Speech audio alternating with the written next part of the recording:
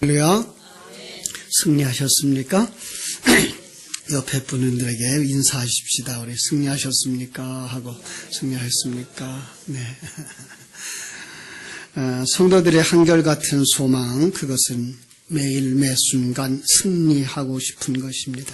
그러나 세상은 그렇게 호락호락하지 않아서 우리를 자주 넘어뜨리게 만듭니다. 지난주일 말씀처럼 하나님은 구름기둥과 불기둥으로 자기 백성들과 함께 하시며 지키시고 보호하시고 그 길을 인도하고 계시지만 이 세상에 살아가는 사람들이기 때문에 오늘 본문의 말씀처럼 쉽게 함정에 빠지게 되는 겁니다. 출애굽기 12장에서 이스라엘 백성들은 어린 양의 희생으로 생명을 구원받은 백성들이죠. 13장에서 그들이 요셉의 유고를 메고 이제 430년 동안 정들었던 본토 친척 아비집을 떠나서 고센 땅이죠. 떠나서 이제 그 구름기둥 불기둥에 인도하는 대로 한 걸음 한 걸음 나아갑니다. 그들이 다다른 곳은 이제 홍해바다 앞입니다. 이번에는 하나님이 또 무엇을 보여주시려는가? 그들은 기대를 했을 것입니다. 여러분들은 성도들의 삶을 살아가면서 이런 기대를 하고 살아가는지요? 오늘은 하나님이 내게 어떤 은혜를 주시려는가? 매일 아침 태양이 떠오르고 새로운 하루가 시작될 때 여러분의 마음들은 무엇을 바라면서 시작하시는지요? 지난주일 말씀처럼 내 안에 오신 하나님, 죄송합니다. 우주와 만물의 일 하나님의 마음대로 움직여 가시고 계신데 그 하나님이 합력하여 선을 이루시는 그분, 전능자 하나님이 우리와 함께 계셔서 우리를 하나님의 아들로 장자로 만드시고 우리를 그리스도의 의의 옷을 입혀주셔서 그리스도의 신부로 성결한 신부로 만드시고 내 안에 흠과 티가 있는 것들을 진리와 성령의 말씀, 검과 방망이로 부수어서 나로 하여금 다 비우고 하나님으로만 충만하게 채워지는 성전으로 만들다고 계시는 사실을 우리가 믿습니다. 지난 주간 말씀처럼 내 가정, 내 직장에서, 일터에서 만나는 모든 사람들을 통해서 그리고 환경을 통해서 나를 만들고 계신 하나님을 묵상한다면 그는 승리의 삶을 산 것입니다.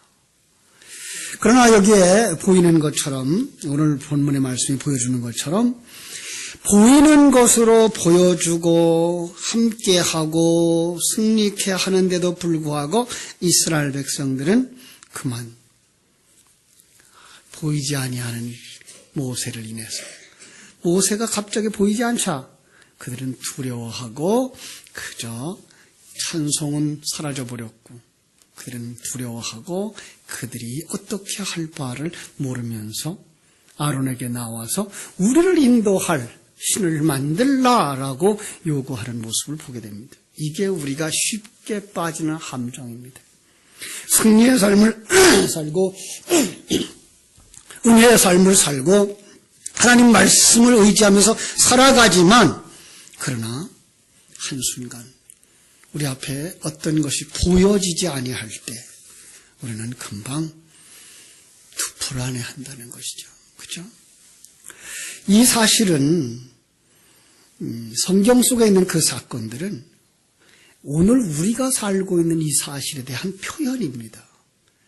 그러니까 우리들조차도 이스라엘 백성들처럼 하나님이 우리와 함께 하신다고 하는 말씀을 계속해서 가르쳐주고 이끌어줄 때는 하나님이 우리와 함께 하시는구나. 이런 일들 저런 일들이 나를 만들어 가시는 하나님의 손길이구나 깨달아 알게 되지만 그 말씀을 떠나는 순간 우리는 곧바로 이 시내산 밑에 있는 이스라엘 백성들처럼 불안하게 되어지고 그들은 많은 것들을 또 함정 속에 빠지는 모습으로 살아가게 된다는 것입니다. 제가 전능하신 하나님을 강조하고 그 하나님이 임마누엘로 우리와 함께 계시고 우리를 지키시고 보호하시며 인도하신다고 강조하는데, 지난번에 우리 교회에 왔던 우리 조선족 집사님 가운데 한 분이 도와주었으면 좋겠다라고 하는 연락이 왔어요. 자기에게 80세 되시는 큰오빠가 한국에 나와서 역국에 살고 있는데 전능하신 하나님을 영접했다 그래요. 그래서 잘 됐다 그랬더니 제가 말하고 있는 그런 전능하신 하나님이 아니고 중국에서 똥팡산디엔이라고 하는 우리 한글말로 번역하면 이제 동방번개 이렇게 번역했던 그 이단들인데, 그들이 한국에 오면서 한국으로 들어와서 한국에 와서는 전능하신 하나님이라는 교회의 간판을 걸고 이 조선족들을 중심으로 해서 예배당을 마련하고 인터넷과 신문에 한 200여 번의 그 광고를 내면서 사람들을 모아가지고 그들이 말하고 있는 그 전능하신 하나님은 이 땅에 재림한 여자라는 거예요. 그 창시자는 우리 한국교회에서 이미 이단으로 규정된 지방교회, 이제 이상수라 그러죠. 위트리슨이라고 이렇게 불려지기도 하고요. 워치만리 계통의 사람인데, 그를 열정적으로 따르던 조유산이라고 하는 사람이 1989년도에 그 집단에서 나와서 이 흑령강성에 가서 영존하는 하나님 교회 이렇게 해가지고 이제 했는데, 그 교회 안에 7명의 집사를 세우듯이 7명을 이렇게 세워놓고는 이제 촨베이, 그러니까 완전한 준비, 그다음에 이제 촨롱, 그래서 이제 완전한 영광, 촨능, 전능, 촨, 그래가지고 전권, 촨즈, 이래가지고 모든 걸 다 아는 전지, 이러한 이름을 가지고 자기는 전권이라고 하는 전체 권력의 주인이라고 하는 이름을 가지면서 거기에다가 여자의 제자를 하나 세워놓고 그가 바로 도성임신한자, 재림한자, 그래서 그의 이름이 촨능이었어요. 그 촨능이 이제 우리말로 말하면 전능하신 하나님이에요. 그래서 그 여자가 후에 이 교회를 이끌어가면서, 이 지파를 이끌어가면서, 집단을 이끌어가면서 그들이 만들어 놓은 어록, 그게 바로 성경을 대신한다라고 말하면서 거기서 말하는 전능하신 하나님은 바로 이 여자를 얘기하고 있는 거예요. 그러니까 절대로 우리가 말하고 있는 전능하신 하나님이 아니라고 하는 거죠. 왜 그렇게 사람들은 그 사람을 의지하게 되죠? 하나님은 보이지 않기 때문이에요. 예. 그러니까 이스라엘 백성들이 시내산의 밑에 와서 그동안 모세가 이끌어왔는데 그 모세의 이끌림을 당하오던 그들은 이제 50일 동안밖에 모세가 이끌지 않았음에도 불구하고 모세가 다 했다고 생각을 하는 거예요.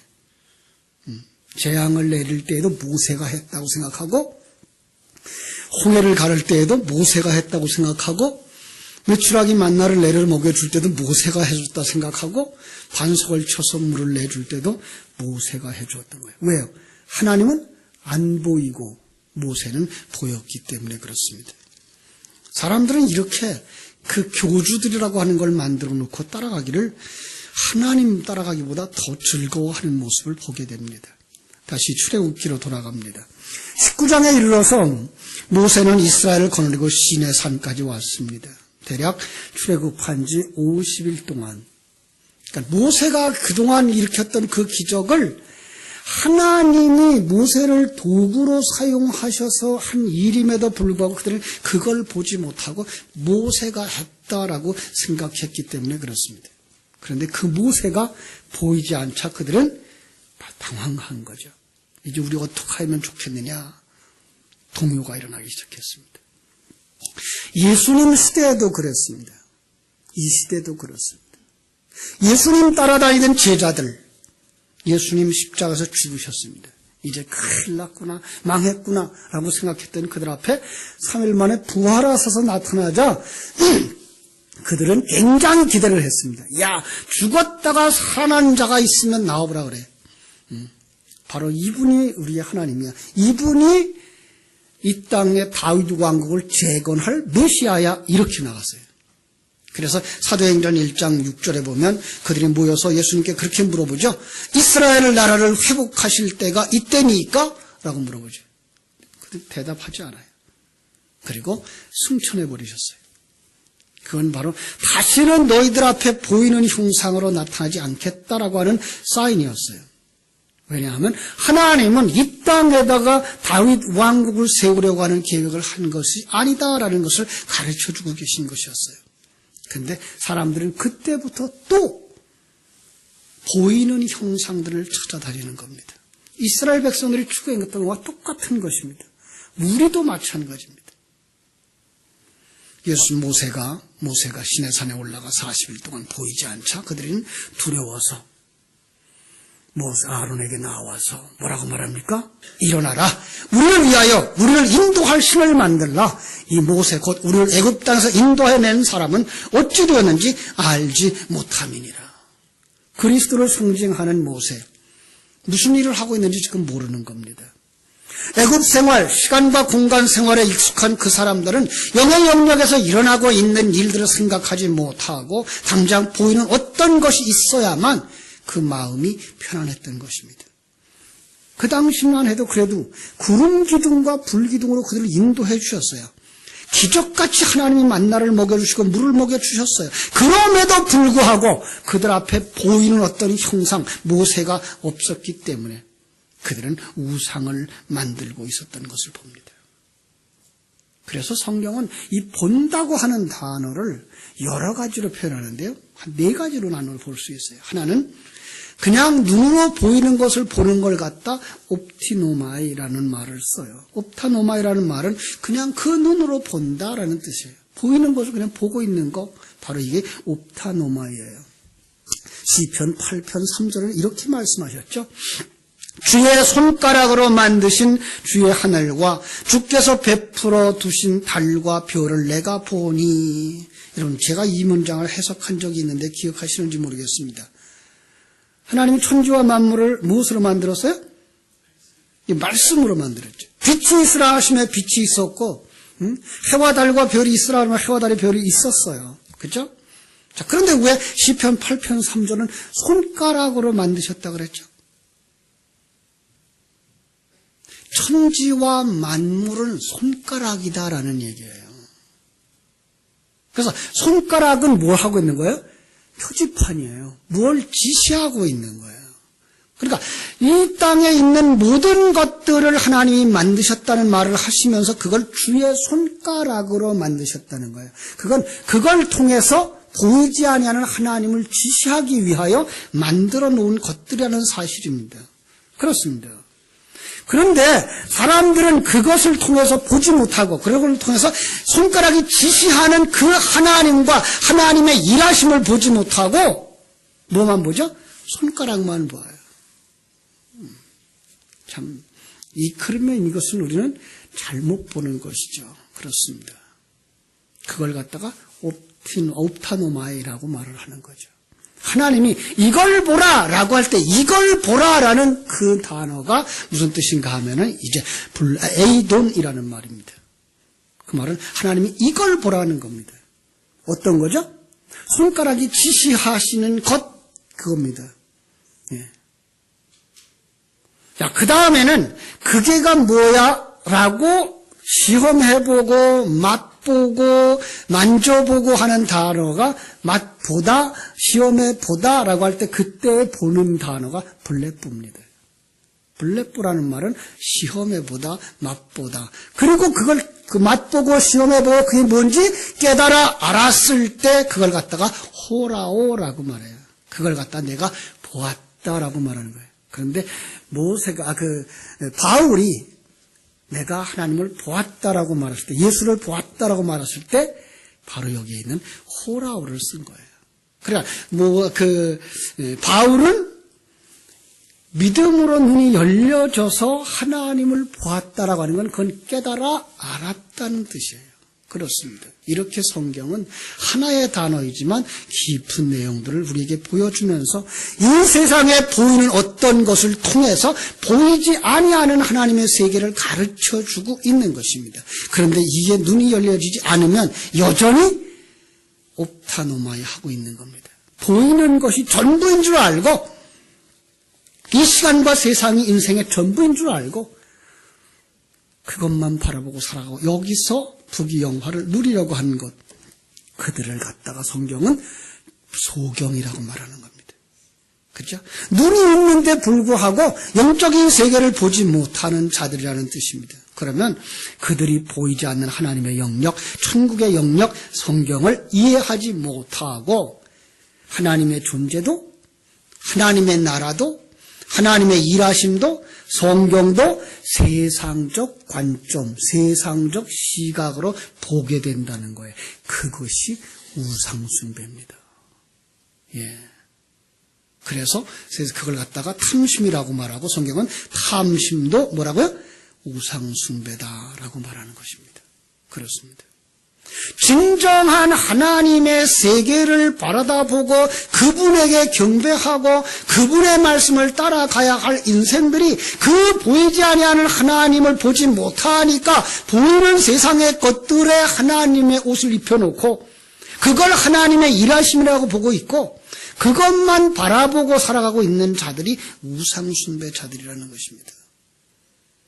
우리는 그동안 너무 간단하게 우상숭배자 그러면 길가의 장승 앞에서 절을 한다든지 어떤 부처나 어떤 형상을 만들어 놓고 그 앞에 절을 한다든지 미신을 섬기는 자들처럼 이렇게 행동을 할 때 그것만 가지고 우상숭배라고 생각해 왔습니다. 아니요.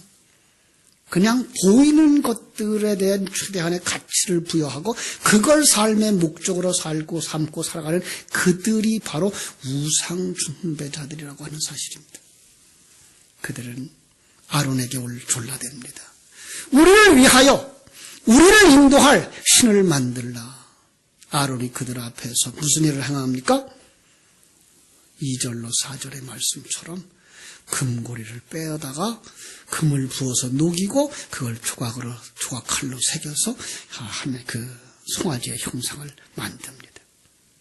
이것이 거듭나지 못한 모든 자들의 종교행위입니다.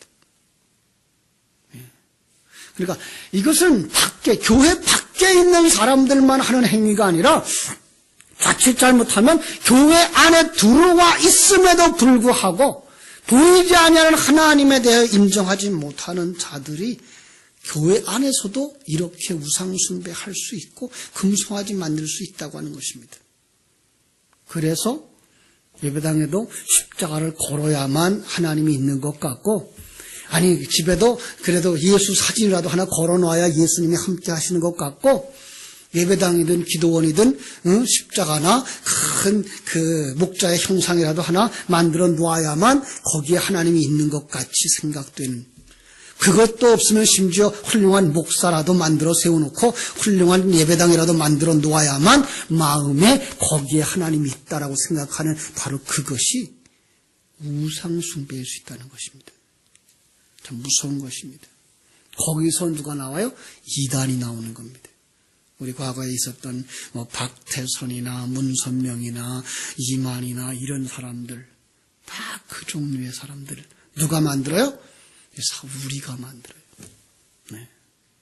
따라가는 그들을 교주로 만드는 거예요. 훗날 과거를 들추면서 모세가 시내산에서 이렇게 그 가나안에 들어갈 때에 백성들에게 마지막으로 부탁한 말이 신명기 6장 1절로 3절에 있습니다. 제가 읽어드릴게요. 신명기 6장 1절로 3절 이는 곧 너희의 하나님 여호와께서 너희에게 가르치라고 명하신 명령과 규례와 법도라.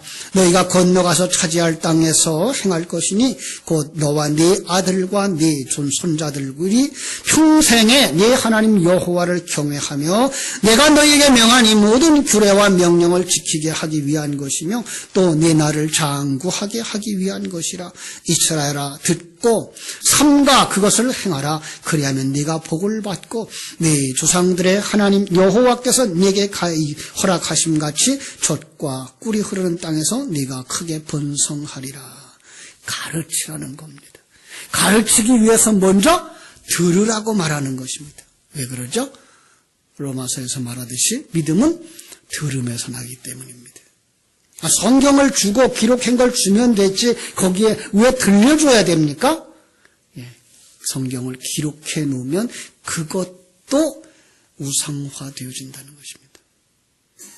그래서 하나님은 모세에게 십계명을 줄 때에도 십계명을 그 10가지 계명을 써서 준 걸로 끝나지 아니하고 40일 동안 그에게 그 십계명에 담아준 진리에 대하여서 가르쳐 주었고 그 십계명을 주면서 그 십계명을 가지고 내려가서 어떻게 하라고요? 설명해 주라고 했던 것입니다. 그렇습니다. 보이는 것들은 모두가 다 그릇입니다. 그 그릇에 하나님의 진리를 담아주셨기 때문에 항상 성경을 줄 때나 형상을 줄 때에 거기엔 설명하는 자가 따라오도록 되어져 있던 것을 우리가 알 수가 있습니다. 그렇습니다. 훗날 출애굽기 17장 14절에서 아말렉 전투에서 승리한 후에 하나님이 이렇게 말씀하시죠.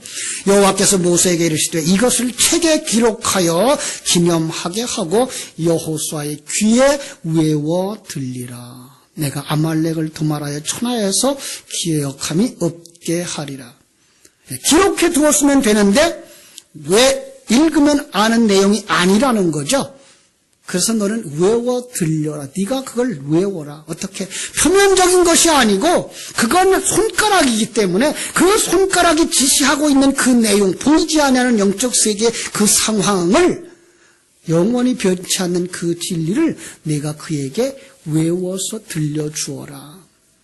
그렇습니다. 그래서 그는 수없이 많이 반복하고 되새김질해서 외워서 영의 언어가 생명으로 나올 때까지 그것을 여호수아에게 전해주어야 됐고 여호수아도 그걸 전달받은 후에는 계속해서 외워서 그 외워진 진리와 생명의 말씀을 또 전달해야 되었던 것입니다. 그러지 않으면 어떻게 된다고요? 우상숭배에 빠지게 된다고요. 그렇습니다. 이 진리의 말씀, 보이지 아니하는 하나님을 볼 수 있는 눈을 열어주고 하나님이 임재하셔서 우리와 함께 하심을 가르쳐주고 하나님이 여러분과 나를 지금 이끌어가고 계신 이 상황, 가장 좋은 것으로 여러분을 이끌어가고 계신 상황, 지금 하나님이 여러분과 함께 하셔요. 전능하신 그 하나님, 여러분을 예수보다 더 사랑하시는 그 하나님이 여러분과 함께 하셔서 지금 여러분이 살고 있는 이 상황이 더없이 좋은 상황이라는 것을 깨달아 알도록, 그리고 여러분들을 십자가를 지고 자기를 부인하고 그래서 완성되어질 하나님의 아들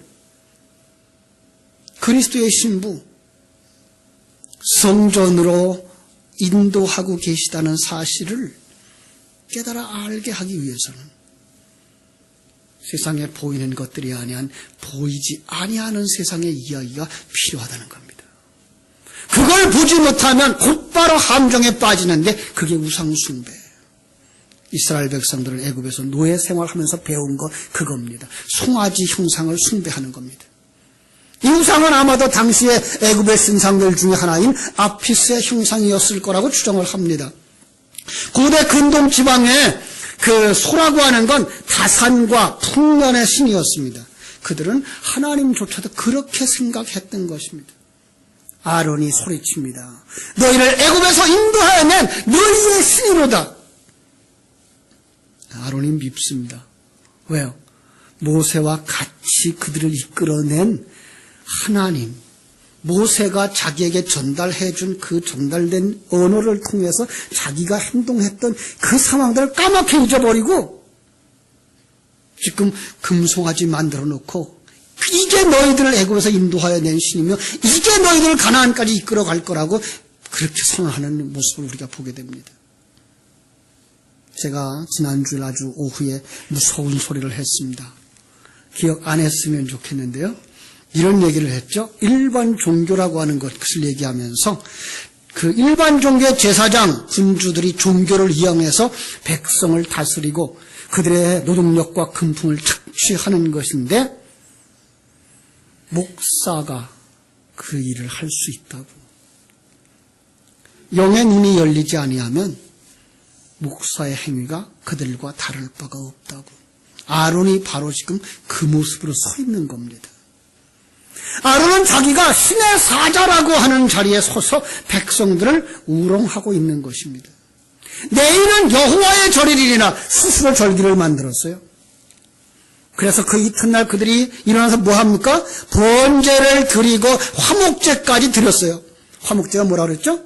그들과 화목해지는 것, 하나 되는 것. 그럼 뭐예요? 이제 우상과 우리가 하나 됐다는 거예요. 세상과 우리가 하나 됐다는 거예요. 이제 다시 세상으로 돌아간 거예요. 그들은 아피스의 황소가 애굽 땅에 풍요와 번영을 주었던 것처럼 자기들을 이 땅에서 부여와 번영을 줄 거라고 생각을 했다는 거예요. 그래서 그들이 모여서 6절에 뭐라 그래요? 앉아서 먹고 마시고 일어나서 뛰어났더라. 뛰어났더라. 어디서 본 것 같죠? 열왕기상 18장. 바알과 아세라를 섬기는 선지자들 450명이 갈멜산에 모여서 엘리야와 대결을 하는데 그들이 먼저 자기들이 제사 방식대로 제사를 드립니다. 제가 읽어드릴게요. 열왕기상 18장 26절. 저희가 그 받은 송아지를 취하여 잡고 아침부터 낮까지 바알의 이름을 불러 가로되 바알이여 우리에게 응답하소서 하나 아무 소리도 없고 아무 응답하는 자도 없으므로 저희가 그 쌓은 단 주위에서 뛰놀았더라. 바로 이 모습입니다. 자기들의 욕구가 채워지고 소원이 이루어지기를 열망하면서 축제하는 모습. 거기에 하나님의 응답은 없었습니다. 하나님은 엘리야의 제단에만 불을 내렸습니다. 엘리야의 제단은 어떤 곳이었습니까? 그리스도를 상징하는 제단입니다. 12개의 돌로 제단을 쌓았습니다. 하나님의 백성의 숫자들이죠. 그걸 품고 있는 예수 그리스도의 모습을 보십시오. 돌 위에 나무를 쌓았습니다. 나무는 십자가를 상징하는 것이고요. 그 위에 소를 각을 떠서 얹어놨습니다. 우리 때문에 십자가에서 죽으시는 예수 그리스도의 형상이죠. 그리고 거기에서 물과 피를 흘리신 그 모습으로 12통 되는 물을 갖다가 거기에다가 푹 부었습니다. 또랑까지 물이 가득 찼습니다. 그리고 하나님 앞에 기도합니다. 하나님이여 응답하소서. 이 백성에게 주 여호와는 하나님이신 것과 주는 그들의 마음을 되돌이키심을 알게 하옵소서.